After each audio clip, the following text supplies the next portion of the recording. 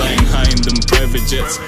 Mada kumada beat lazima kai bada. Si niulize mbona nimenyanya, si unajua niko juu ya shada. Yeah, I made this. Mbona hizi TikToks mtu like ukiangalia behind the camera unasikia mtu akisema papa. Oh, najua hiyo. Milioni nyingine hata msi kama my age literally. Okay, not my age. Nani ya condom? No. Anaendea msi kwa barabara. Dad, you chased me away, Dad. Mzee mpaka anaanza kutoroka. Leave me, I'll beat you. I just on the streets of London, man. And then some random old white man. Black man, man. Nigerian. Anaona tu wazungu wana believe your stereotype. Nigerian man who left his son. Who left his son alone? Oh my God. Ni bamba mbaya. Crazy. Najua by then nilikuwa nimeshaanzisha hiki kitu. I figured. Kuna shida manze. Yeah. Guys, so John leo intro hujakuwa huko for me. Bana, guys were even telling me I'm keeping my voice. Yes, I am. I literally am. I'm tired of you guys hearing me. Mbona niko so accessible to you guys. You know, it's not fair. I need you guys to be paying to hear my voice and to see me and all of that. Okay. The only mrembo. Now I say, come naona hapa kenye meko hapa tunafunika guys. You might know what it is, but it's not a paid promotion. Mjue tu. It's not what it is. But if you want that, if you want that for you, mnaweza, you know what to do. Mine is a paid promotion. By Flower. Little Flowers. Little flower boys. Flower boys. Johnson. Welcome guys. Welcome back to another episode of the Sandwich Podcast. This is episode 89, I believe. 89, yes. Yes, 89, guys. And today we've invited one of our good friends, an amazing artist. Yeah, man. He just dropped his EP. Tell them. Inaitwa? Challenge. Nataka kuwasikia. Challenge. I have to. Wacha nikuonyeshe kitu. Unajua ni the first, angalia nini yangu. Recently added. It's the first. Like nasikianga vitu mob. Imagine hata before kina everyone. God damn. That's even to know. Unafanya vizuri na inamaanisha uni mwanaume ya kulia. Unapenda kulia. Hata wacha nimalize intro. Yes, released an amazing EP and let him Beneath The Surface. Yes. Yeah, I want him to introduce himself. Yes, so what up guys? My name is Charisma, aka Luhya Heat. As they said, I just dropped a new EP, Beneath The Surface, that I think we're going to talk about in a few, but yeah. Buda, lakini hiyo jina yako Luhya Heat. Okay, before tuendelee, acha ni intro. Niko na kijana wenyu hapa Black D, your favorite black man. So anyway, Black D. By the way, acha nikwambie, naenda tu kuchukua, naenda ku make like a custom ice, nieke tu BD. Hapo like, you know what I'm saying? Baby daddy. Well, that depend like hiyo time where I'll be at. But niko nakwambia bro, hiyo jina yako Luhya Heat. Unajua feel ni saa sana bro, hata sitaki kuisema. Yaani shauri yenu. Unajua wacha nikwambie. Ni sasa kama ina depend na mwenye ana perceive. Wewe ukisikia unajua wewe labda unajua chenye unajua. No. I don't know about any Luhya Heat. Well, I can tell you about it. Yeah, it's a thing, it's a whole thing. But anyway, I mean hata sita explain penye ilitoka by the way na penye your story ni a bit PG. Really? Mamangu anaweza kuwa anatizama podcast. Unajua mimi ni mtoto wa pasta manze. Watoto wa pasta mnakuanga tu wabaya. Si watu wabaya. Na Fidel ni mtu mbaya. Mimi si mtu mbaya. No, listen. Wacha na show ni juu unajua growing up ukiwa mtu wa pasta manze, you grow up with like a certain way people want you to act. Like people already decide that unafaa kuwa hivi, unafaa kuwa unakam church kila Sunday, unafaa kuwa una dress a certain way, your hair is meant to be a certain way. So there's always everything you do is going to be wrong. On Sunday church so wewe unakaanga pale, ulikuwa unakaanga pale. Kuna time nilikuwa nakaa mbele. Kwanza tulikuwa tunavaa matching clothes na brother wangu. Tulikuwa tunaingia huko na mavinyasa zinafanana. Tulikuwa tunakaa washenzi. Now that you can sing so yeah, it was so dumb. Yeah, I used to, man, let me tell you, I joined the choir after high school though. And but anyway, mostly because girls loved it. Yeah, so I was just like, wow. Luhya Heat, unaona? Luhya Heat ndo ule. Hata church bado ulikuwa to understand. Church bado ulikuwa unaitwa Luhya Heat. Luhya on Heat. Okay. Wow. I don't know what's to our pastors. But yeah, they always do that. I feel like every pastor's child that I've seen ends up being, I don't want to say, they just don't follow the rules of the church completely. Yeah. And I totally get you. Yeah, and for me, it's just, I always felt like I needed to carve my own future path, you know, because everybody wanted me to be a certain way. Hey, utakuwa pastor kama babako. Hey, I know. Hey, Even like, let me tell you how crazy it was. Even blending the law school, guys were like, "Ay, tutaingia hapo kwa law school, tutaingia hapo. Career mbaya, watu waongo, like kila kitu ni mbaya. Hakuna kitu mzuri ukiwa mtoto wa pastor, ukiwa engineer, ai, hiyo ni barabara ya shetani." That's the path to hell. Like everything is just bad. You know. So like congratulations kids, umemaliza shule bana. Well, you know what I'm saying. You know what I'm saying. I say, guys, did I graduate? Kaa utakuwa nasikia episode on Monday. Jua nili graduate on Friday. So if Friday inakaa mazee mtume mtetemeshe mpesa yangu mazee. Like wacha niwashow. I think you're the first one in the group to actually graduate. Hapana, Nyamita ali graduate bro. Mimi na wewe tumegraduate. But ya Nyamita pia yake si unajua. Mbona unasema hivyo manze? Yake si credible yake. Nyamita, asendo atakuseti kidai kuingia politics ukokaa sakaja manze. Big shout out to Nyamita, big shout out to Nyamita. From now number degree at ni imbo. Buddha, speaking of degree. Said it. Speaking of degree na everything, bro. So right now everyone amechukua kura. Wewe uko na kura? For sure. Uko nayo? Yes. Na utapiga kura? Yes. Umesoma manifesto and everything. Where are you taking your kura from? I'm doing I vote not far from here because I used to live around here. So I vote like there's like a primary school that's normally I vote there. Na naishi Kiambu Road manze. So ndatoka Kiambu Road kuja kupiga kura huko. Manze tunaishi Ocha manze. Huko inakuanga trip. Itabidi ulale kwa pasta kwanza. Uamkie rahisi. Lala kwa pasta, kwa baba. Lala kwa baba. Pasi anaanza shida ya pasi na vile nataka kupigia wajapoya manze. Wallahi. Hata nifukuza manze. But yeah, niko na kura manze. I think it's very important to vote. Najua my youth feel ni kama kura ya president ni useless kuvote because iko determined already. But niko naambia say even if it's determined, kuna kura za vitu kama counties zenye zitakuwa affect directly.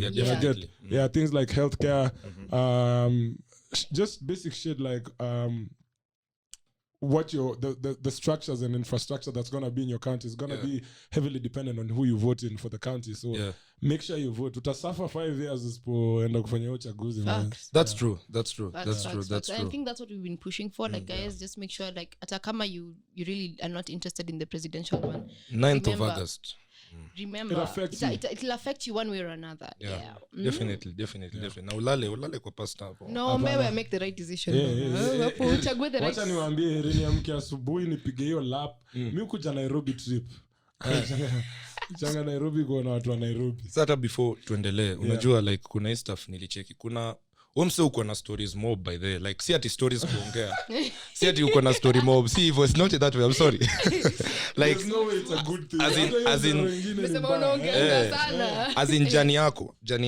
Okay. Jani yako na feel ilikuwa it's a Netflix documentary worth ni whatever. Kiingereza imepiga ubao wetu. Hapana. Unajua Joanna ameneno. Wewe mimi sasa unajua kwanza niliambia watu sasa mimi ni graduate. Juu bado sija graduate but kisha hiyo day mimi ni graduate alafu after kuendelea mimi ni graduate. You know what I'm saying? Correct. Thank you. Correct. Sasa mkiniongelesha hivi. That's correct man. Sorry. So nilikuwa nasema as in kitambo ulikuwa hata ino kitu watu wengi najua wanataka kusikia. Kitambo ulikuwa in a group, liband. Na bro wacha nikwambie hiyo ngoma yenu ilikuwa inaitwa number 1. Wacha nikwambie kuna dem nilikuwa na yeye hiyo time. Ule mledishi nayo. Wacha si ala more than that hata like wacha nikusajua mimi ni lover boy. So mazee tukipost picture status nasikiza Beneath The Surface. Beneath The Surface baya. Just jumping out. So nili huyo dem like your time nilimtumia ka dedix. Pia akanidedi. So like after kumtumia bas no mtashani dedicate ya wimbo. Hauna dedix. Acha niku DM. This is grounds for a fight. Let me start a fight right now. Ujeni to be dedix bana. So IG nikaona pia hadi amepost picha nilimpiga sasa afu akaandika you know you're my number 1. Nikasema oh my god damn it man. Bro ndo hiyo sasa. So mimi nataka kujua tu le band everything tu kulianzaje kukaendaje you know. Kwanza na wakili kwanza. Okay. So basically I got into law school after high school. Yeah. Ulimaliza? Yeah. God damn. Ulimaliza pia? Hey, congrats. Big shout out. shout out. Yeah. Wala ulimaliza? I even did a bunch of nilikuwa nafanya job kwa farm manzi. Ulienda hadi KSL ama ulimaliza ile? But there's a day we were talking about it in the car with him. Yeah. And you were there. That day you were driving us, we went to the land. We were literally talking about it. Lakini atakuwa hali mzuri sana. Inaeleweka. But yeah, so I finished but while I was in law school nilikuwa nachezanga rugby nikiwa high school, so hiyo ndio ilikuwa like my co-curricular activity. Mimi ni busybody, mimi sipendangi kuwa tu ati niko tu mahali after job nimetulia, so I used to play rugby but I completely like shattered my collarbone. Yeah. So after I was just like I need to find something to do, na tulikuwa tunadu concert fulani church. Hiyo time bado nikiendanga huko sana. Back in the days. Kika huko mbele. Unajua vile anasema ukiintroduce bibi ya pastor na smiling hapo. So pia ukiintroduce wao ulikuwa na ule kijana yake anafanya law. Makofi. Law school. Squeeze manze nikiintroduce yao wasemangi che nafanya manze. But I do. It's okay. Ako kwa ya nje. Wanasemanga niko na mtoto. Ako mahali in the congregation. Ako tu mahali hapa. Kijana kisimama na dreadi anafanya muziki but anyway, so yeah, so I just started singing, I guess in that moment. Now was it, but then I was a shit singer. I was alikuwa ananiambia tu manzi una try kina Ken, so with the band guys walikuwa zile za au mbaya unaweza harness stuff, so they started calling me to the practices. They had an a cappella group they had formed in Kaba, so those guys were in Kaba. I used to go I went to Patch, Nairobi school, so walikuwa chuo yangu walikuwa Kaba actually, so walikuwa na cappella group, ilikuwa na the dumbest name ever. Ilikuwa inaitwa Socks, at the Singers of Christian Songs. I think they used to perform like in school and whatnot. Na the thing is, unajua hiyo jina hivyo, unajua hiyo jina kwa nini ni whatever Christian. Shule yetu ukiwa na band ama whatever, the only way unge perform ni gospel peke. By the way, hawezi perform secular perform dome huko na watu wakudramie na vijiko huko. Ungeweza yeah, but walikuwa down. Hiyo jina ilikuwa down. Nilikuwa like hata mnaweza tafuta jina nyingine ya jiteni hata singers tu basi. Hata singers, singers of Socks. I got like, you know, but yeah, so they came to our church and manze walikuwa wanateka madem mbaya. Kwanza Ken alikuwa ananguruma, hata mimi niko nimepiga note 2-3 watu wakafurahi, hata mimi kumbe. Yeah, so we started doing music together. Kidogo tukaitwa kufanya background vocals for Shari called Njoki Karo, amazing singer. I think people probably know her. Big shout out to her. She's an amazing singer. So we did BGVs, and then after she was like, do you guys want to sing a song? Na hiyo wiki tulikuwa tukipractice ngoma ya Sauti Sol na Blue Uniform.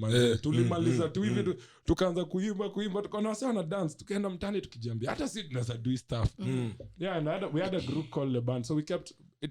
I don't know, for some reason every time your time watu walikuwa tu wanasemanga le something. So tulikuwa na group inaitwa Le Band because we were a band. So tukatafuta jina tukakosa. Mimi nikaambia hata situmii jina nyeko kwa group one time. So that's how Le Band was formed. Yeah, and we did a lot of shit with Le Band. Mimi nazaambia manze, like before people saw us with number 1, we had been in the music industry for about 3 years. Really? Yeah, we had been singing since like 2014 to before Le Band, before number 1 in 2017. Yeah. So before your time na sahi, how many years has it been? Like for you now in the music industry? Yeah. Ndakaguka manze. No, ni sawa. Nataka kuambia wase kitu. Kuna reason hata nimekuuliza. Niko na 8 ama 9 years kwa industry. Bro, so mnajua, so mnaona bro. Hii kitu, hii usanii. Hii usanii si rahisi bro. Only the strong-hearted guys come out alive. Kupiganga makumbo manze. We're literally talking about that. When he was just tell them what you're telling me about, you know, your name not being mentioned in every place. Yeah, like it's crazy. Like I've been in positions where people are not talking about you. Na you know the most difficult thing. Sasa zingine unawishingi hata kama wanaongea mbaya waongee. Unajua kuna kitu mbaya kama hakuna msi anajali about about your shit. You exist. Yani when people are so indifferent about you, like you're just there. Manze naambia kuna show ilikuwa na wasanii chwani, sitaki nitaje show gani.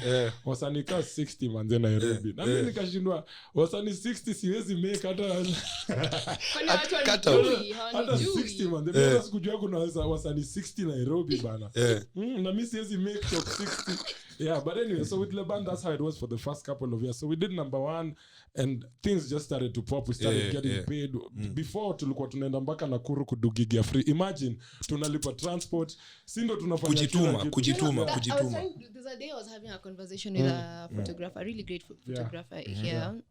Let me say his name, Victor Minor. Yes, we're just talking about how this industry is like as creative influencers, musicians, all of that, and sometimes you have to spend money to make money. It's so crazy. True, definitely. That's the worst part. And then if you don't have the resources, and the worst part is the government is not providing anything for us, for sure. Zero. So now you have to find a way to come up with your own resources to make that art, then give it out. And then again, you might not get your flowers. Yeah, that's so it all goes to shit. Na hiyo ndo reason hiyo ingekuwa hata one of the things hao watu wanaweka kwa manifesto yao like vitu kama hizo by the way wacha nikwambie ukishashika my youth hivi uambie mazee usanii do you know how many artists are there wenye wacha hata na wenye wali fall off waka fall into the system like waka join the system hiyo system ya umalize shule uingie nini and nobody wanna do that shit bro unless ni yako with the platforms wasanii wako nazo wange push manifesto yako mbaya. So imagine when msanii mko na board yenye unaenda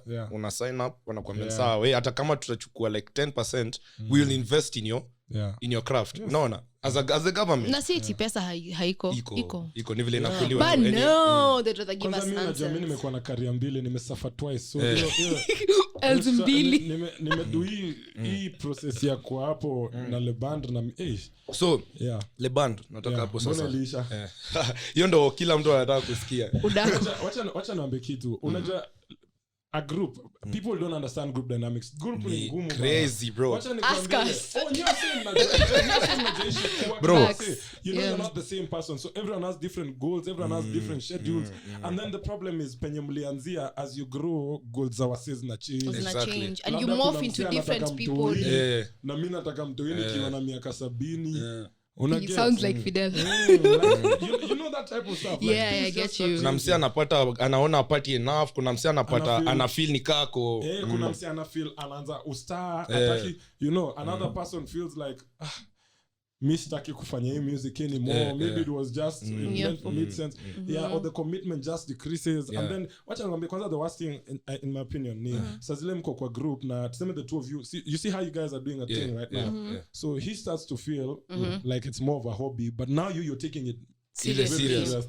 So for you it's a main thing for him it's a side thing na kuna mwenye anadai tu do exactly hiyo kitu ni mbaya sasa zile kuna mseni hobby na wewe kwako ni the main thing amtai kwa level moja of course definitely so it's just like a relationship mkianza inakuanga beautiful and amazing and all the flowers bed of roses exactly and the thing with the groups is kila msenje uona tu how beautiful number one beautiful nyi wasemge bucket pamoja ile kwa amazing but kuna mzee anajua but me all I'll say is I think the band did whatever it was meant to do to what we were meant to accomplish as the band we accomplished mlishafanya na time ya le band imeisha wasiuliza kale band itarudi naambianga I never say it never but in my head I don't think about it and I don't think it's going to happen but it did what it was meant to do and it was the stepping stone for me to be fair because even as a solo artist many people start like chini kabisa I didn't start there it was at least tulikuwa kwa somewhere stairs kadhaa up you know like these people who knew me so I could get some links to get to go to radio interviews and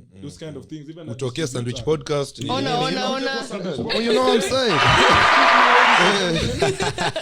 but I get you completely and then you know the thing is people should learn to accept change so things happen change always happens all the freaking time and I don't think people outside the group usually see how it's life like even you yourself you change every single day you cannot say you're the same person you were 5 years ago and that's the funny thing and then when you've already served what you guys did your purpose you served your purpose like let's say maybe it might become a few years later and we say hey man Sandwich podcast has served its purpose as a group and we decide to dissolve it for a reason mimi nakufa on this hill nishawa show but let me same here's the thing the funny thing about life is every good thing has to come to an end the end could be not even at you ending it could be death to a dead hey God forbid like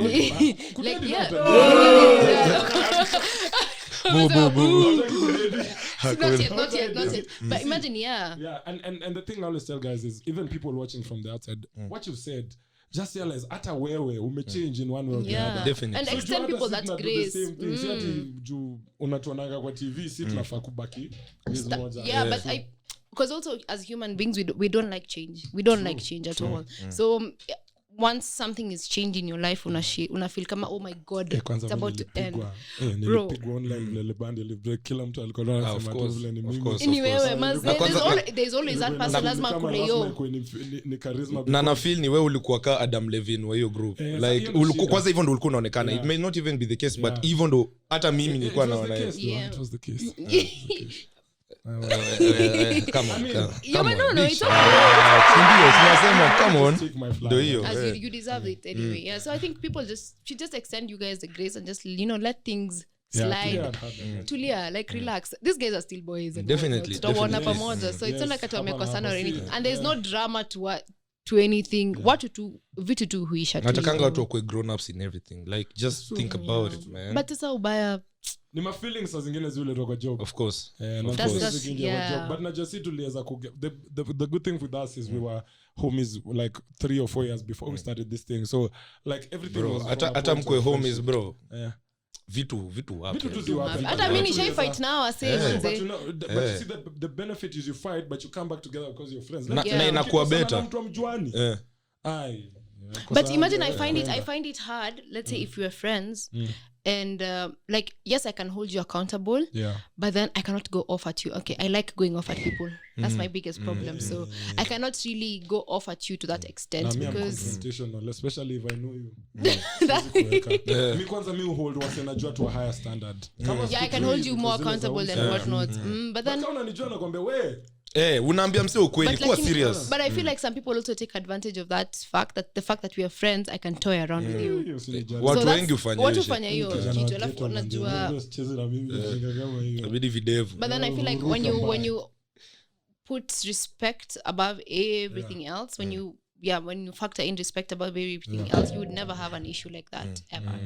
But it's insane though. This group dynamics are insane. Mimi nakupata. Mnanielewa Mbaya. Story inakuanga mimi kama upati watu example you see when you're married. Inabidi uanze explain. Usifanye the most. You all know an explanation. You did what you guys thought was best for you guys and it's working really well. Now as a solo artist. Sasa jani imekuaje? Nakumbuka ukianza buda umekula hii mara. Wacha niwaambie nikianza kwanza wacha nikwambie the most difficult part about being a solo artist when I transitioned is when you solo the band was here and then I came back here. So tulikuwa tunalipwa pesa poa all of a sudden I do event lakini najua wewe ile band sahi kuna kabeo pasa si uongo juu tukiweka jina yako kwa poster hai attract vile ile band ilikuwa na attract so pesa na wacha niambia iko inashuka ati na taombao ama tao mingi it was a lot of times like kidogo nimerudi kwa zile figures zenye tulikuwa tunafanya tukianza zile zenye mkipewa mnasema tu hii ni affair tu hatuna pesa mingi but hii ni affair angalau mlifika. So ilikuwa hapo. So it was difficult. So kila kitu ilikuwa tough kwa sababu first of all kukubali up nimerudi hapo na kukubali manzeni kuanza tena. But unajua mean the type of person who believe in something nataka kuifanya na roho yangu. So I was like bro, you know what? I'll start from there and I'll work my way up. Now the only thing I really and look at the masterpiece you just gave us Kwanza. Let's just and to be honest I think especially financially I'm doing way better than I was doing with the band as an individual. First of all, just because I don't share money with 4 people. Big shout out. Ghana, pesa kwa show mzee. Inakuja alafu percentage unaanza kucheza always unakuza mbona unaimba wewe unataka kitu manze hata mimi masango niuliza hivi unaniomba pesa na unakwenda niko like fuck man kwanza unajua wazao wanakuona kwa TV unafaa kuona do yashajua ni mbaya uko kwa TV na unataka kitu wewe mamangu kwanza lemba namli South Africans wanawajua na hamna pesa hadi masango niambia umeenda South Africa na bado unaniomba pesa nikamwambia come on let me tell you something niko mbaya come on as in bro in fact mimi nimefika point ati na mamangu pesa sahi what do you mean na pesa nikwambie kitu hata mimi mtu amepanda ndege anaenda nje come on hiyo ni stereotype ya Kenya Kenya the cost atumie 700k wewe ukienda South Africa utumie chwani kwanza nililipiwa kwanza ulilipiwa saa hiyo hata kama ulitumia tu chwani sitaki kujua ulipa ulienda ese uko na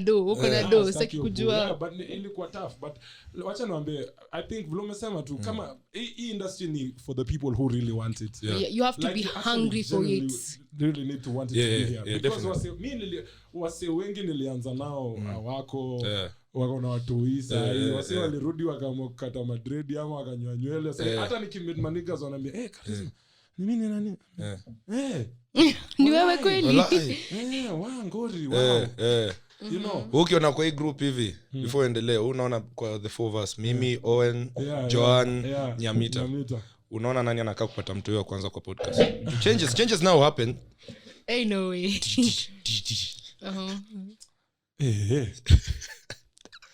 if you say me not you no vile shari points wachana nikusho kweli itakani between wewe na Nyamita na haitakuwa ati juu mnataka yenu itakuwa zile mnafanya ujinga uliva kundule katoboka kwanza hiyo kitu sasa mimi naogopa au sio walisema ni mimi bana wacha nikusho ude acha niambie kitu at least kitu moja na yeye akae reckless nyinyi mnaka kupata ile mimba ya oops ile oops na imetaji kufanya oops tumkishoot podcast tunasikia msichana huko let me in I am pregnant with your child you deadbeat hiyo mliona nilienda ese narudi huko nenda tu kuogea raza na huko nikipeana na wacha huko by the way unajua mimi in life na feeling ni kama nataka kuspread seeds zangu like all over Africa so that hiyo time no like Africa na pia like majuu una get sababu ni hivi nataka ni spread chenye una do wewe uko betting no na feel ndio mtu wako mmoja anaweza penya wacha hata nayo kupenya na feel ni kama genes zangu ni very dominant na feel ni kama like greatness yangu bro ni dominant excess like nataka kupatia the whole world has to see this the whole world has to see this lakini uje South Africa unaweza acha mtu huko lakini kitu unaweza beba ni ukimwi najua but they have been wanting a Zulu man hiyo atakuja hata Zulu Zuluya so anyway endelea sasa like as an artist ka wewe hata sasa by the congrats nimeona umeangusha hata EP nimekuja shows yako by the bro na unakuanga like unajua another one coming soon on the 22nd of July I'm deadly man acha niambe kitu mimi kitu moja ameambia hata when I'm deadly come on na mimi as in I put so much work into what I do and that's another part of me being an artist I just think I love what I do and I put so much work into what I do mute kwa Kenya acha niambe mimi mkangware natoa tisho na spenangu openangi t-shirt hata kukiperforming ndo nilikuwa niseme bro just unajua vile inakaa msee ako na dread bila shati akianza dance hapo I love that acha niwaambie guys tisho hata kama ingekuwa ni kitu singeweza kuvaa mimi singetembea na shati ni useless man Luhya Heat hii episode kwanza itaitwa Luhya Heat exactly featuring Charisma Luhya on Heat featuring Charisma anyway so ukiwa na hanga vitu zi happen una get so I believe in myself I believe in the shit I do na believing in hit the studio and I could do amazing things nikipanda stage but then hakuna place me wanga comfortable kuliko on stage sijai angalia that's why you come to life like I've never been on stage ni angalia sense leo kwanza nikionanga the bigger the crowd the more msena fikanga stage ameshatoa shati by the next minute ashatoa tumeanza tu saa hii lakini kama mbengori shida hiyo staff manze nilikuwa naangalia wardrobe yangu juzi matisho zimeisha manze unazitupa zina lost sina matisho juzi nachagua nguo nimegundua wiki moja nimevaa shati 3 mara kuna match sasa va match yako na vile kuna match mimi naona sasa what's your take on tattoos tattoos are amazing. Me I just nataka upige moja hapo. Mimi naogopa ma needles guys. Mimi hata nikigrow up niwapiga wanduru nikidungwa sindano. Walai. Mimi hata sindano ya covid nilipiga nduru hadi madhe. Surely. Nilikuwa na madhe fulani hapo anambia, wewe babu uko na madredi bwana. Kitu mzee. Buda naona weke never imagine niweke tat. Kitu ni kuna hii ointment unaweza paka kwa hiyo area skin inikai na inamb. Ama kuna kitu unaweza kunywa ama nikate tu maji. Acha nikwambie shida ya kukata maji hata wewe utatua tisongo linambo. Unajua nikwenda tatua hapa sijui kama nilikuwa karibu nikushow we can bet. Unajua hata mimi naweza kuwa kama Luhya Heat. Naweza kuwa kama Luhya Heat. Acha ni wabest ni pet hapo. So anyway all I'm saying is tattoo yako inaonekana ni big cash shit bro. Inaonekana hadi no kwa sura tu. By the unajua ni kitu watu niuliza usicheke hivyo. Kuna watu niambie relax. mimi nimeishi Kisumu 15 years of my life ama 12 15 actually years of my life and the thing is about your shit ni tukiwa watoi bro jua huko ni crazy man. Najua Jua huko nayo ni crazy. The thing about your shit kuna Mluhya hapa tutaka chai. Mluhya amesikia kijiko ikianguka fikiri lunchtime. Kwanza kuna hii tweet niliona ati sahi mali imefika unga itabidi ununue alafu uite Mluhya itest kani ukweli. Ni unga for real. So anyway nilikuwa kuambia huko kuna jua mob. Crazy. So watu hii wakicheza bro naturally ukiishi Kisumu all your life utakuwa mdark. Na but the thing is umevaa nguo. So jua inapiga tu base exposed. Uko na huku. Una get? Bro wacha nikwambie mimi ni light skin. By the way unajua masangu ni she's tighter. Ni light skin mbaya. Budangu tu ndo jeans zake pia zili drop shoulder hivi. So show who's body fence hivi so kitu ni mi base nimeishi bro nilikuwa naishi tukicheza nje kwa jua so nikakuwa mdark tu hivyo naturally but huku ndani mwili yangu hapa man this ni art mtu wangu. Hii ni kitabu cha hii unaweza paint hii unaweza fanya by the way acha show my final form you know everyone has a everyone has by the way bado sijamaliza everyone has an avatar that you are creating kuanzia mali ulianza tu kufanya mambo yako. Kuna avatar una create. Nice. Na your final form ni ule msee mwenye sai sidhani kuna watu maybe uko close to ama unajaribu. Final form yangu bro mtaona vile nakaa like do you think your let's say 9-year-old you would be impressed by if they saw you walking around? Do you think they'd be impressed by bro, you? Let me tell you. My 9-year-old self would think I'm fucking cool, man. Bro. Right? Like, bro, I think I'm the baddest. I was even thinking about it last when I couldn't sleep. I was just like, wow. I'm the baddest. When ule msee. Nilikuwa down nikiwa miangu. Nilikuwa chini mbaya. Same. Okay, I was not a loser, but mimi nilikuwa loser. Me for sure. Mimi nilikuwa bottom of the food chain. Mimi sikuwa msee hata anajulikana na mtu. Siku hizi mimi umetoa wasa alikuwa ananibeba ujinga na ananiambia bro unatubamba anambia vile nafaa cuz hata mimi nilikuanga watu waaminingi nilikuanga mshy nikiwa mtoi like nilikuwa mse na yangu ilikuwa juu ya venye wasewa na I couldn't even talk to women.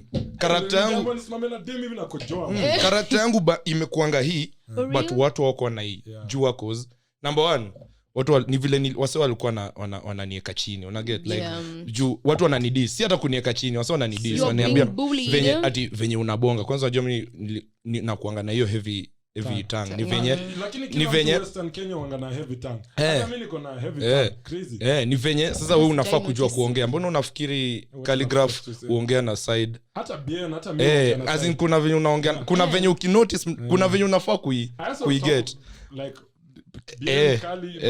like most people from no greatness too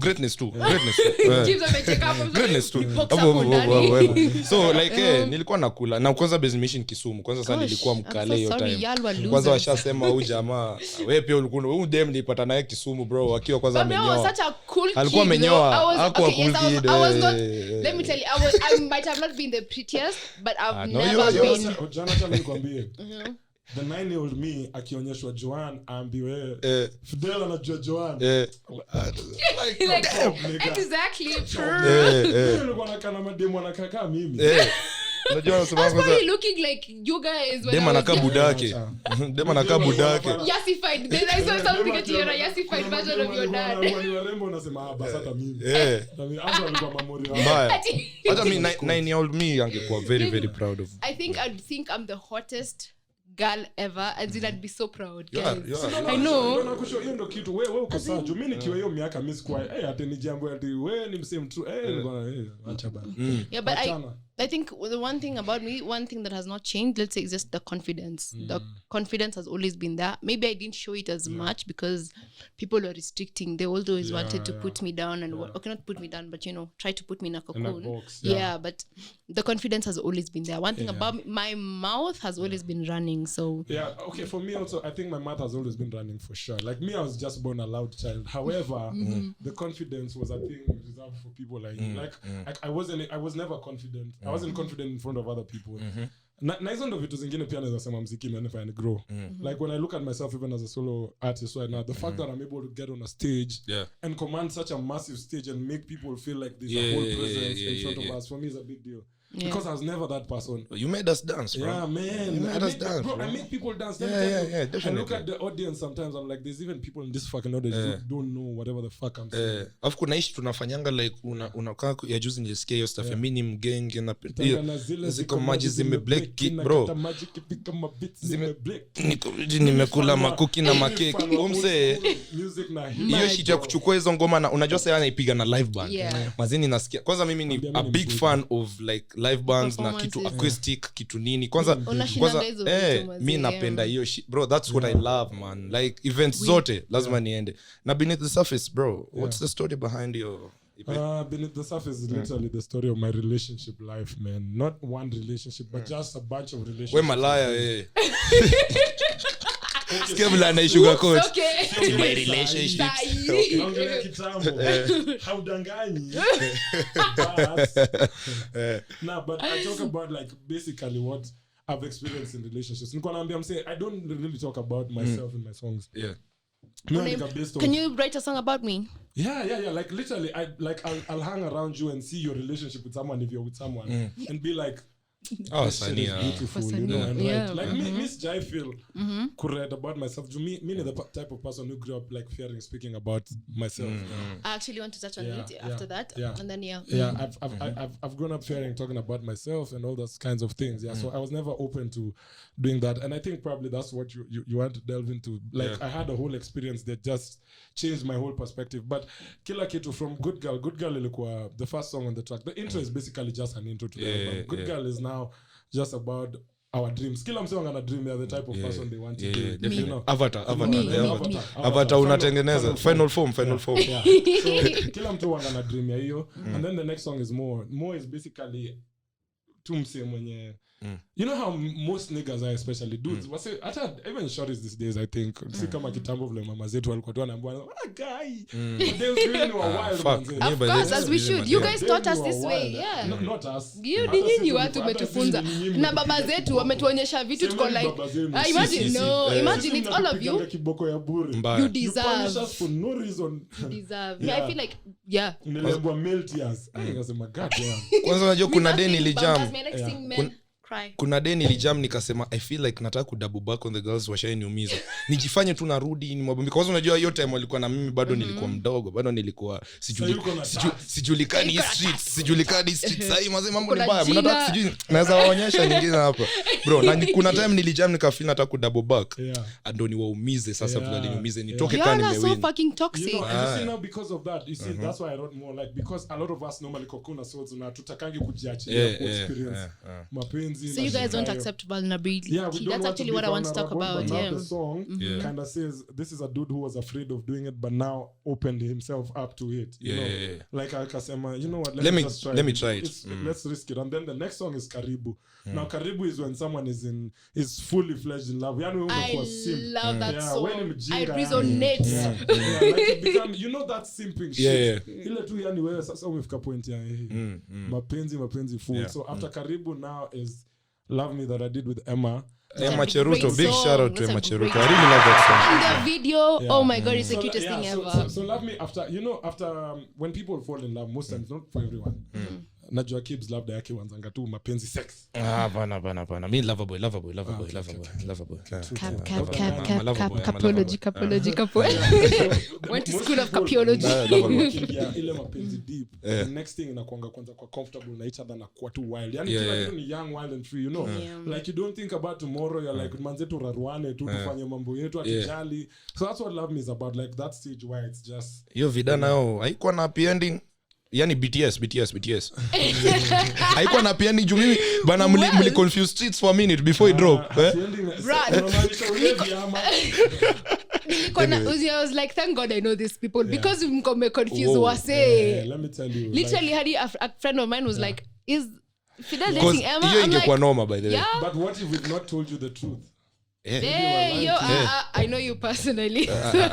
Maybe. Hawajui bado ile side nyingine. I mean, well, na kama watu najificha. Anyway, ni kama umekataa. Sijakataa lakini well, tutaongea. The next song is toxic love. Manze mimi najua kila mtu anajua hii situation ya uko ndani ya mapenzi alafu inafika tu mahali kila kitu ni mbaya, mnafight tu kila saa. Vitu tu ziko mbaya. Lakini manze huwezi acha dem. For like sijui na kuanga nini, either is bomb pussy or you just don't think you can ever do better. Most like people na feel ni kama most people pia are afraid to be alone pia. Unajua umezoea msee, uko na msee. Bro, ukiingia streets after a relationship ama ulikuwa happy tu. Mtu wangu, si ngumu kwa nini mkangina hose ready? Wewe ndio unasema acha nikwambie kitu kwanza kwa hiyo shit. Unajua kwanza mimi nilikuwa in a long term relationship. Hata sijui kukatia dem manze. Naona kila dem ka brother. Juu nilikuwa na dem moja for so long. Hadi uju kukatia hata mtu kitoka. Ni upuzi na by them si date anyway na joke. Kawe ni miangu. Tena ina mambo ya mapenzi. So yeah. I love a girl lying. Yeah, so toxic love is basically that, and it's always after the high that everything comes tumbling the fuck down. And then he says just those ones for your hiyo back and forth ya watu wameacha. Amtakangi kuachana, mnaachana mnarudiana, mnaachana mnarudiana. Mnakuanga ule tu mse mmoja. Mnafanya na ujinga. Na mapenzi by then you push. Love is so fucking dumb. Yesterday. Love. Kwa sababu usingizi ni mbaya basi. So I was just thinking about there's a specific person in my life who we always kosana, and we've been doing this for like 8 years now. It's 8 years. 8 years. Let me do the math. No, since I was 18. How long is that? 7. I don't know. 6. 6. No, 6, 5. 5. Tutaambia watu age yako. Plus, let's say since I was 16. So we had a fling when I was in high school and whatnot. I hope he doesn't listen to this podcast. So ever since we were in high school, we would date for like a period of 2 months and then break up. And then don't talk to each other. We don't talk to each other. Then he comes back and then he's like, I've missed you. I'm like, okay, we do it again. Hey, only toxic nigga. Toxic. Big shout out.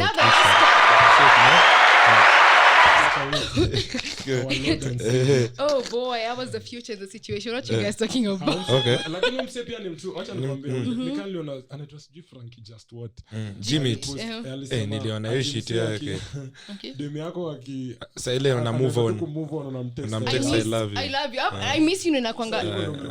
Sasa mimi tulikuwa na do hivyo back and forth, and then sometimes he'd find me in a relationship and then we just stay friends and then whatnot until 20. Yo, what's not no, just friends. Hapo ndo mali iko. Yo, what's not. We're just friends. We're friends but we're really heavily vibing. So we'd go on dates and whatnot. Hapo kwa vibing. Heavily. Haiko tu vibing, heavily vibing. And then in 20 when COVID was happening, when was it? 2020. So we had gone back home and he lives in Nakuru. Ukiona mtu amesahau inamaanisha wewe maisha yako iko sawa. Mimi yani niteseka siwezi sawa. Hiyo kitu ndio kuliko birthday. So you 2020 then I was so umeacha boyfriend yako Nairobi sasa hiyo. Umerudi home Nakuru home. Pia alikuwa ananitreat garbage. I was going back to my man.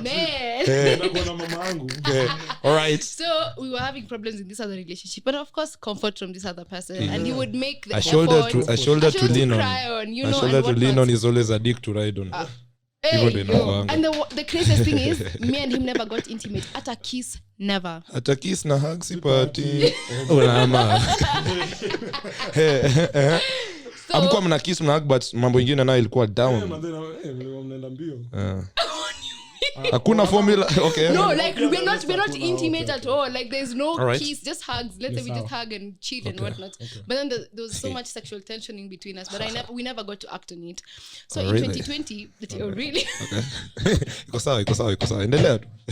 Kids, you're a menace. Anyway, that 2020 he asked me out a few days just before my birthday, and I panicked. I'm like, why would you want to date me? Not in a bad way, not because I was doubting myself, but I was like, I was not gonna treat you right. Like once I go back to Nairobi, I'm just gonna go back to the nigga. COVID ndo ilikuja. Nigga anajua kuna chali. Alikuwa anajua chali. Anadai mkwe wawili.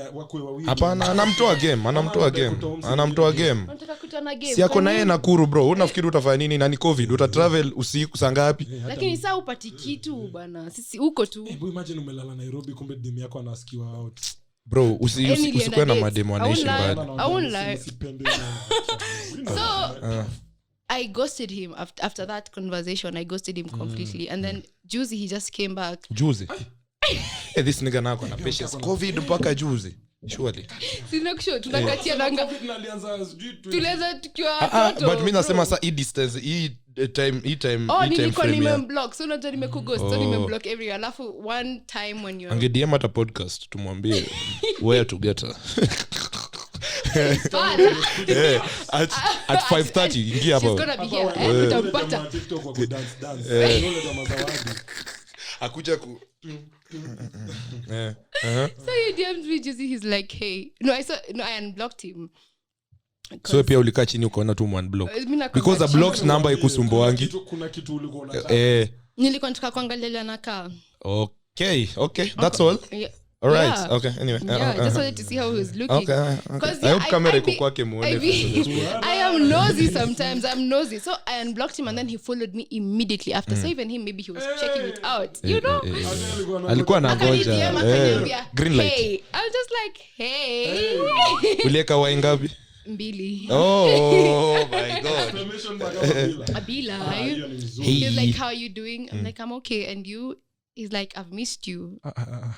And then I said, same, lol. He's like, let's go out. I said, no, because we're not about to repeat this pattern. Okay, but unajua eventually. Then he asked me, what are you doing for your birthday? Yeah. Na narudingi before birthday. Na only one block before birthday yako. Apart, think about it. Nothing. It's just a gift. Come on. After you kuna kitu kingine. Nilikuwa na receive na alikataa. Alisema we're just vibing. Ati hugging. We know. See, I was getting gifts. Mna hug bila manguo. Wanaume nataka kuwafunza kitu. Don't buy gifts for girls you're just vibing with. Yeah, definitely. Kama msichana na hata huyo mwenye una date ujue labda ana date msichana cool. Yeah. Bro, basically cut peke yako kama. Anyway, so sidikakata hiyo story. Stop. Anyway, I refused that and then I was like, I even told him I put the question thing. Yeah. And then he was like, then he said something, I miss you. Then I was like, are we gonna do this or not? Like we've been at it for a couple of years now. Then he DM'd me. He's like, okay, fine. I've forgiven you for whatever you did. My daughter said, apologize. I've forgiven you for whatever you did. And I know we can't be together. Let's just be friends. So I'm like, wow. Can you really be friends with a nigga who's hit on you? Yeah, it's not easy. Kwanza mse mwenye anatafuta hivyo. Mi kwanza mi utakata. That was where my story was leading to. Dema niambia tu mbaya, yani nijua gasia. But mimi nilishamshow, like I was like, you know what, I don't wanna.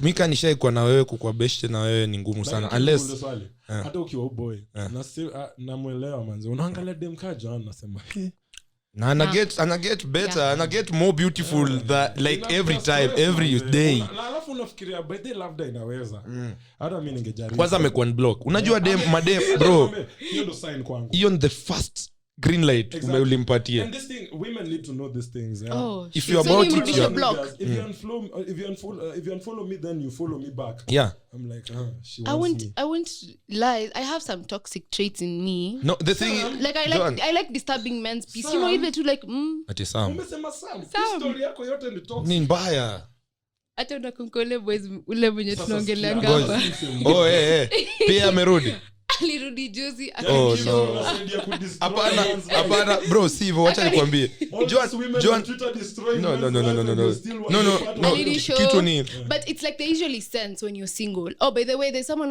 who told me to clarify if I'm single or not. I'm single, guys, but I'm not in the dating scene per se. so uko in the what scene? Niko gated community ya mtu moja. Gated communities unajua ni gate moja. Ni vile tu kuna gate ya mtu pale. So umefungulia mbwa saa hii. Kuna watu huko wako Kuna mtu amekuwa talking But I'm not in a relationship though. That's the thing. sawa. Umesema uko single. Sawa. Oh yeah, even the person who was asking me, he was like, you know, what if I want to slide? He's such a fan of the podcast, by the way. Big shout out to you. I don't want to say your name. Shout out. Niko single pia. Niko single pia. Wow, si replying DMs uzuri, thank God. Nakangana madharau sometimes. So he was like, what did he say? He was like, he misses surprising me and I get my sister and whatnot. I was like, sir, let's not do this. And he's like, okay, fine, I'm coming back. I'm coming back, you know where, and Mademu let's go out. So I was like, Anyway, endelea tu. Ni frustrate na story kama boy. Fikiria tu na asikia nimpige bari. But uboy ata win eventually. Hata win kitu. Si ati bro, unafikiri amekuja, unafikiri anataka relationship. Unajua man. Haya, na bado hakupata again. You know that's the problem. It's with I think once I give it up, like once I give them what they want, it's just gonna be that. Maybe they're just chasing cooch. That's all they want. Kuna jamaa maneno. Na sasa sitakupea. Anaitwa Jesse Lingard. Ule jamaa amepiga loan mara kama 5. Na ameuzwa ultimately. Kama manze ikiponyoka imeponyoka. Unajua hata mimi siwezi kuwa best na dem tushai kuwa na wewe. Usiwezi kuwa best yako. Juu ukiona ninajaribu kuwa best yako bro, I'm coming back for that shit. Mimi nadai tu hiyo shit niende. Mimi sina juu bro, mimi najua nikiwa best yako nikai kuona ukiwa na boyfriend. Yeah. Kuna si ati nitafilm mbaya but si ati itemba hata sitakuonyesha but cha nikushow nikipata chance ya kuwa na wewe I will take it passionately. Acha nishoma niggas hapo nje kitu. Dem yako akiai kuambia ati yako close na ex wake. More often than not wanamdishi. Yes, ndio. It's always wanaume utaka kukana na ex wao ni kwa sababu kuna pension huko. Definitely. Hata mimi nishaikatia dem mwenye alikuwa anasema ati anaenda kugotea sijui mse fulani ashaikuwa na kitu na yeye. Nikasema oh, is your friend? Okay, sasa walikuwa adishiana. Yeah, so, honestly. But more often than not. No, come on. I genuinely cannot think. I don't just think text a yes. I cannot be friends with my exes just because of that also. Exactly. Like even hata kama ni unaweza kwa genuine na sikatai. But as a guy mimi kwanza unakaa hivi ati unataka even me as a person, even me as a girl, more often than not, I just want to see how much access I have to you. Na utaiona, nawe utaiona. Alafu you know the more you tolerate that shit, like even having the person around, like even with girls, the same way unasema okay, receive texts, it usually gives off an idea that you want something. Exactly the same thing with girls. Kama mimi mtu kama wewe mwingine nilikuwa naona tu, let me just see utetemeshe dunia yake. Nataka kukusumbua tu nione how much I can bother your peace. Just let me trust madam. Unajua hakuna kitu ya ujinga kama kuamini watu. Binadamu tu ni binadamu. Hakuna ati men or women. Like even women will destroy your life. Like a girl will just text you to discombobulate everything. Yeah, me kwanza back in the days I just used to text you, I miss you, just kukaribia mood. Juu mimi uliniharibia maisha sasa nitadu. So I have to, pay it back. Toxic love, guys. Toxic. Go listen to my EP. If you need any, I was touching on that. Like it's just push about this story, like to push it to my EP. This is it. Like in the shit what I go through, and that's literally why I wrote this EP from my own perspective, because I feel like the things I'm going through, because when you wanna go through, very similar. Might not be exactly similar, but there's kind of like a blueprint, especially with our generation. Okay. Especially with, but generation is big.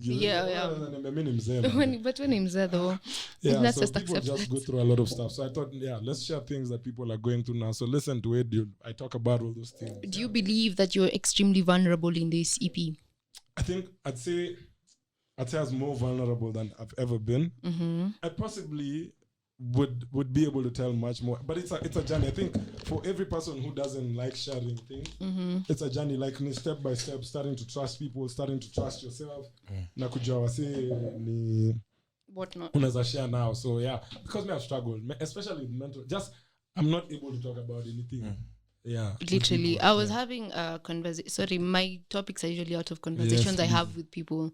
So I was having a conversation with an acquaintance of mine, and I recently told you guys that I'm starting therapy, and he was now asking me like how it went and what. Have I even? I was supposed to go today, but therapy is beautiful, guys. it is. I actually also try it. very not. It's not affordable. Again, you have to vote in for the right people, guys. So that but the guys but there's voting for the something right people. I think Therapy happening as of next month. NHIF should be having medical cover for therapy. for therapy. Yes, it's gonna be included. Hiyo at least ni kitu moja na makofi kitu moja. Lakini si hao watu wa serikali walianzisha, it's some lawyer who fought for it. Na hizo vitu zinafaa kuwa pia kwa manifesto. Like these guys don't take it seriously. So that people don't get how much it's a big deal in Kenya. Imekuwa watu wamekuwa kipuuza for a long time. Unajua hadi mnasemanga ati wewe acha uko na mambo mingi. Mse si mambo mingi nigga, niko depressed man. Naambia sasa unakwaje depressed? Wewe mwanamke. Wewe kwani wewe mwanamke. Until that shit hit me and I was in like, the fun, so I was telling him like I was afraid of going for my first session because I was scared of being vulnerable. Like that's one thing I don't know how to do, even with my own friends. I'm usually the strong friend. If you've seen my friend dynamics, I'm usually like the strong friend, the one who will give you advice and whatnot. But there's no time you'll find me leaning onto someone for help. Okay. And once I realized it like, let's say 2 weeks ago. And it hit me so bad because I was trying to vent, but I didn't know who to vent to because I was now thinking, how do I start? Like, how is Joanne losing her shit? How do I even start saying that? So I was just telling him, like, I'm really finding it's hard to be vulnerable. And he said, you know what? He completely understood because it's something even our own parents have a problem with. There's no day my mom can come to me and just tell me, yo, I'm having a bad day or something because like that. Because for them it's weakness. Yeah, for them it's seen as weakness. And that's even though wanaiona. Literally. And I think even the first day I don't want to see, I'm about to snitch on myself. The first day I openly said that I have problems. Like it was way back, and my parents were shocked, especially one parent, I don't want to say who. They were just like, how the fuck are you gonna unakanga poa uko poa exactly, that's mtu depressed akanga nilikuwa unakasawa wewe unachekanga wanakuambia zile vitu all the things we provided for na uko tu ati hapo now they pulled that card. They were like, your life has been good, we've done all this, but I'm just like, you guys are not seeing there's a much deeper thing to that. Until it got to a very it was okay, not extreme, but it was an extreme point. That's when they were like, oh shit, she was not playing.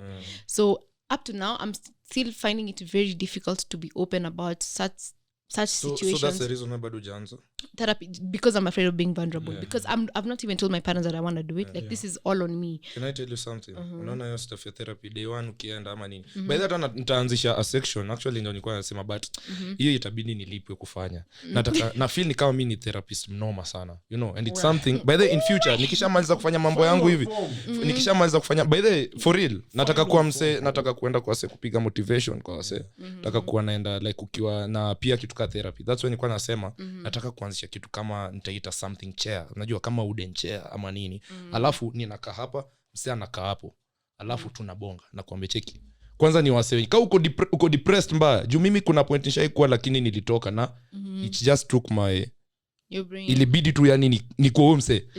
So the thing is na feel ni kama ukienda hapo day one ukienda usiende na hiyo intention ya ati naenda clear my mind, enda bonga na msee, yani mwambie kwanza ikae nikawa endo therapist, bonga na mwambie cheki niaje uko fiti, what's up nini, muongee stories zenyu tu, it will get there. My problem was like, if I cannot open up to my own friends, how the fuck am I gonna open up to a whole stranger? And let me tell you, me that was literally my biggest problem. You see, I think when I hear your story, and it's very similar to what I went through, because all my life, like I've always had my shit figured out.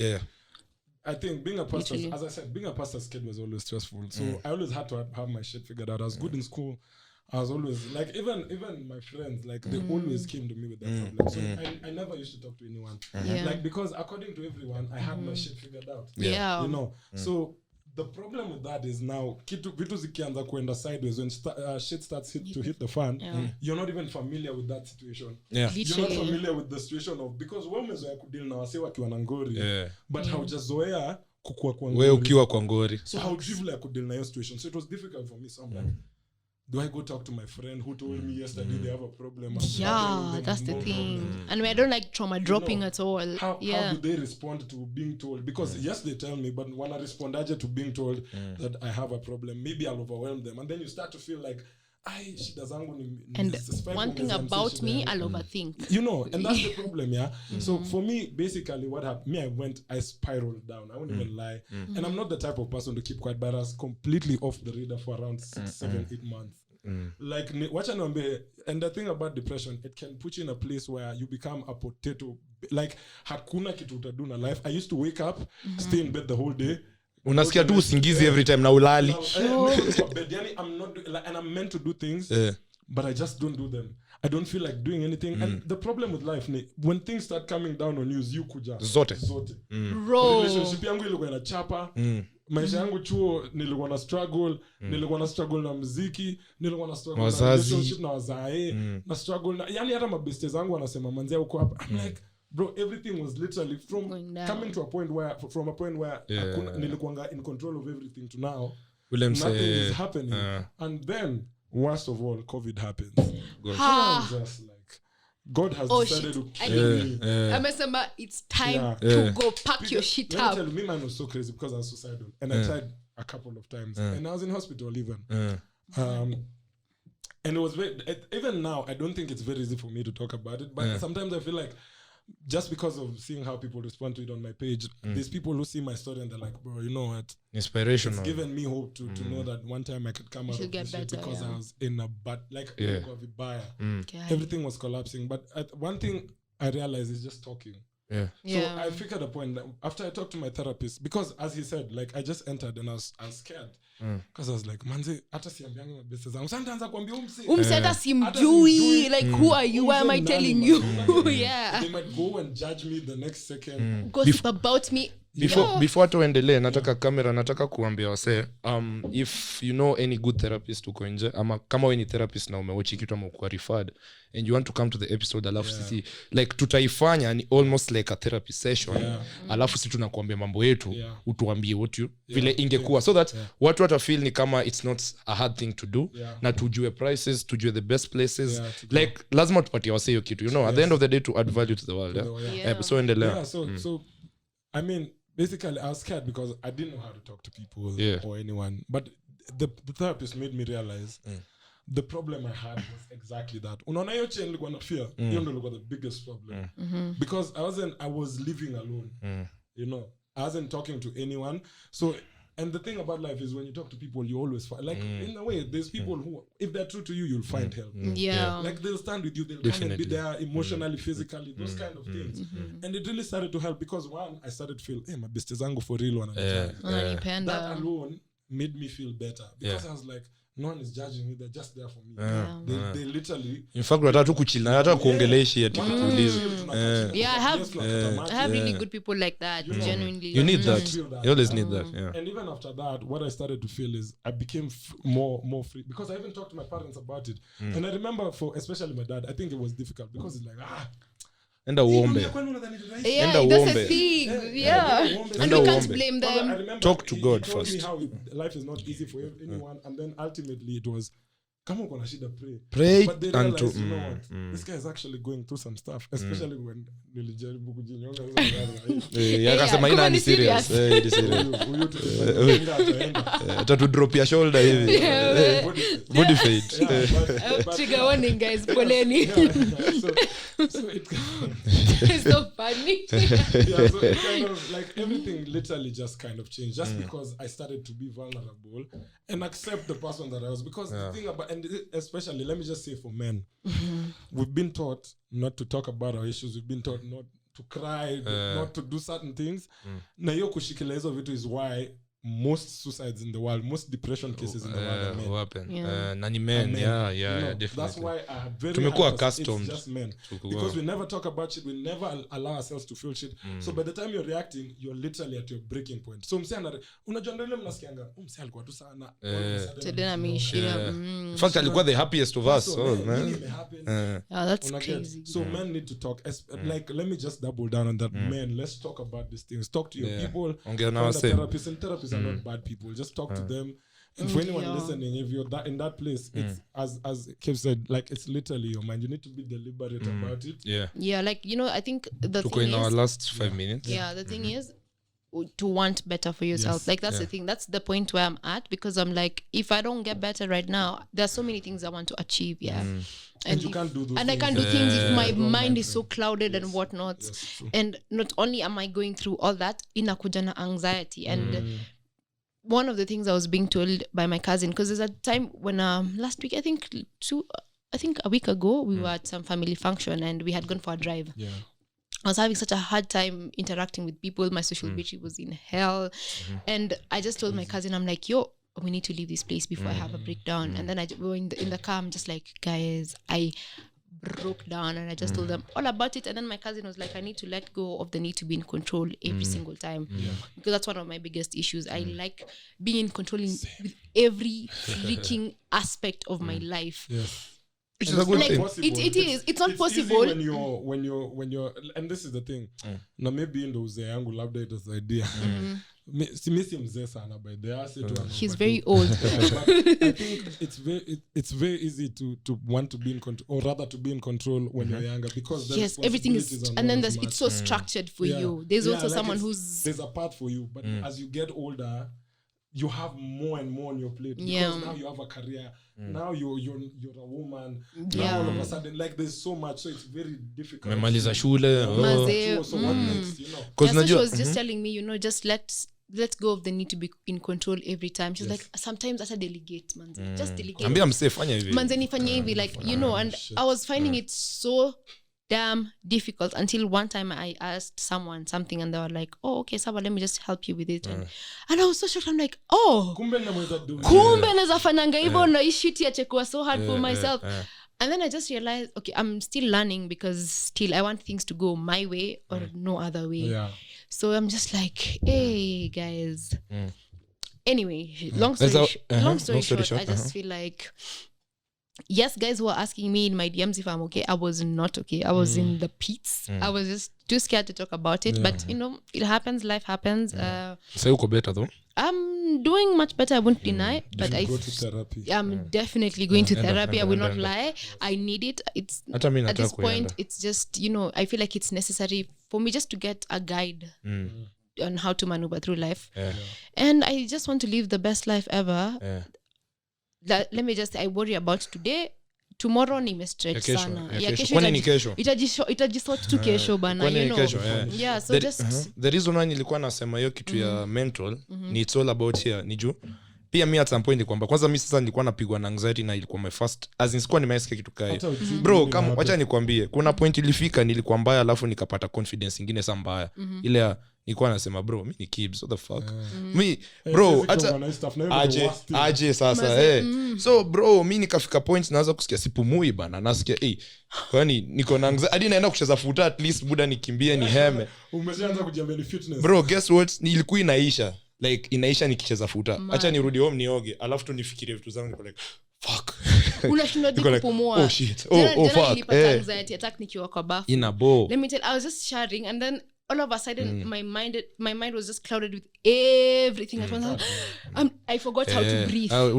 Unasahau ilibidi nimeketi chini kwanza nikajiambia bitch unajua it's all in the mind. Like anxiety ni juu unajua unashtukanga like venye ushaishtuka like genuinely ile kitu imekushtua hadi ukasikia nika roho yako nika literally hadi unasikia fuck usinishtua hivyo nini unajua it's the same thing, but sasa ni akili yako inakufeed vitu. Hiyo ni kitu niliambiwa hata na boy wangu anaitwa Faisal, but nili research nika realize ni kweli. Jumse nilimwambia kaniambia bro, unajua nini, kaa chini fikiria hizo vitu zote like genuinely jite mkutano fikiria like ni nini exactly nakusumbua, si ati ni kitu moja, ni vitu kadhaa then fikiria zinaweza solviwa like naweza solve shit ama siwezi.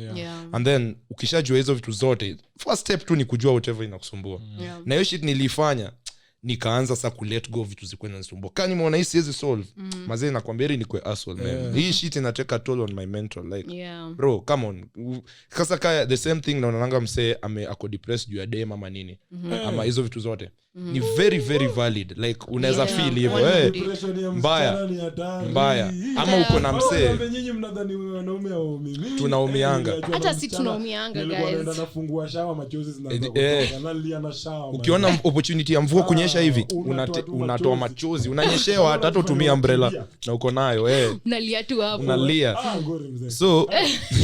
so unacheki kama ukiwa hata in a relationship yenye inakusumbua inateka toll ya mental ama kuna dema anakusumbua wachana na hiyo shit enda kaa chini fikiria it's not that easy but it will take time but think about it ukishatoa hiyo factor kwa maisha yako ushaishut off mazee utakuwa fiti so hata mimi nilikuwa natakwenda therapy juu kuna times kwa nasikia poa but finally nimeaccept kuenda I was telling him wanachukua insurance it's starting yeah so happy that tulianza hii episode mazee tukiwa tuna mabanta alafu unaona che tumedu saini wasame learn something from sandwich podcast na chenye imehappen hapa saini kitu mse ata draw from atasema definitely chukueni moja mbili grasp what do I want to tell you the also pointers that I learned someone was also encouraging me every time go take a walk I'm just leave the house do something go for kwani mimi ni dogi endelea tembea kila siku ni umbo until yesterday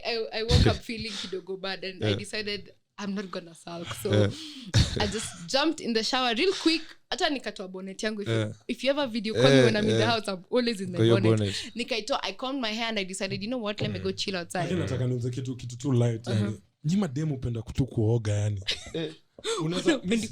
unaenda kutembea alafu unaoga si uoge ukirudi no thing is I'm not going for a long walk I was just in the compound and whatnot so nilifika hapo nasikia I was listening to music some feel good music you know future I like future makes me feel like a bad bitch so I was listening to Never Stop and then all of a sudden I'm feeling okay. I was like, my anxiety just went down. My breathing was just calm and all that. Sometimes unahitaji hiyo shit. I'm just like, kumbe a silly walk. Like for example, for me I fucking hate walks. Nachukia kutembea mbaya. Mimi hiyo mentality kwani mimi ni mbo. As in choka tu. Nashinanga mbona nijitoe kwa nyumba nichoke. Thing is, it was not literally 5 minutes. Did not even nilikuwa hapo within the compound. Hiyo tu nikaangalia mamiti. Evo too and I went and sat outside and just basked in the kidogo sun that was there and by the time I was going back to the house I was feeling much better and I could be able to do more other things and whatnot. Which is a FIFA. So anyway at the end of the day guys make sure you try kuwa okay hapa mentally like at the end of the also day also journaling helps a lot as in kuna vitu tatu in your life zinakusaidianga like basically your life ni about your spiritual your physical na mental so bro mental yako isipokuwa fit hizi zingine zinakuwa affected physical nini yako pia hata kama uko sawa aje na uwezi tembea bro itateka toll so make sure just check yourself kula kuwa healthy try to have a healthy mind try to spirit yako pia iko fit na nikisema spirit maanisha ati uko spiritual when the church I just mean like basically uko sawa well-being yako like when him say nuggets saki kuexplain mingi but kitu ya mwisho mimi naweza sema wase mjue mkiona ngori msiende kwa matei na nini hizo vitu za solving actually alcohol is the worst that's right they serve as depressants bro stars na kuweka even in worse position don't think drugs are the way when you're going through those things alcohol na waste time pia it just postpones whatever you're feeling and you'll feel it still so anyway guys thank you for listening we've had charisma hapa Luhya Heat man Luhya Heat kuteni show yangu July 22nd na mbaya sana ulisahau kupeana giveaways hizo nazifanya kwa page yangu so everyone listening man just make sure you come to my page at Luhya Heat everywhere I'm gonna be doing a giveaway for tickets to people si watu wenye watasikia hadi hapa mwisho nataka upeane giveaway hata kani moja ama mbili yenye through the podcast now wewe sema kitu nitafanya tuwapatie so guys mmeona tumekuwa na Luhya on Heat hapa na na kuna event on the 26th of 22nd of July birthday yangu ni 17th of July so definitely nitakuja sijui nitakuwa wapi though but nitakuja it's a Sunday your birthday so na Sunday So guys, tunataka kupeana giveaway. Kwa ulisikia hadi hapa mwisho, ulisikia all the way hadi hapa mwisho. Tunataka kupeana giveaway kwa wase wawili wenye nataka utuambie story yako moja. Si hata story, just tell us like something yenye ili change, like how you changed from being ule mse alikuwa depressed to umse mwenye sahi when uko fiti, like uli cope aje na ishi, like what did you do kufika where you are, kuchange. So mkituma hata kama kwa 5 utawape hata 5 bana, like kwani WhatsApp tickets ni mingi, but giveaway ni 2 or something, like tutajua, but mtuambie, mtu show kwa page nini everywhere. So guys, thank you so much for listening. Thank you for having me. So please guys, keep reading the manifestos for these guys, and let's see each other at the 9th of August. And also the 22nd of July winning post pale. Yeah, so Instagram @the Sandwich Podcast, Twitter @the Sandwich Pod 1, TikTok Sandwich Podcast KE, YouTube Sandwich Podcast KE. Mimi amtanipata in your girlfriend's DMs anymore. I'm a happy man, niko very happy. Staki to story mingi. But therapy. But mtanipata to your kibs everywhere pia. For me, Joan Melly, every social media platform. Yeah. So thank you. Wale wanaume mwache kuingia huko, mnateseka. Mtatesa. Thank you guys for listening. Private jets, mada kumada beat, lazima kaibada. Si niulize mbona nimenyanya, si unajua niko juu ya shada.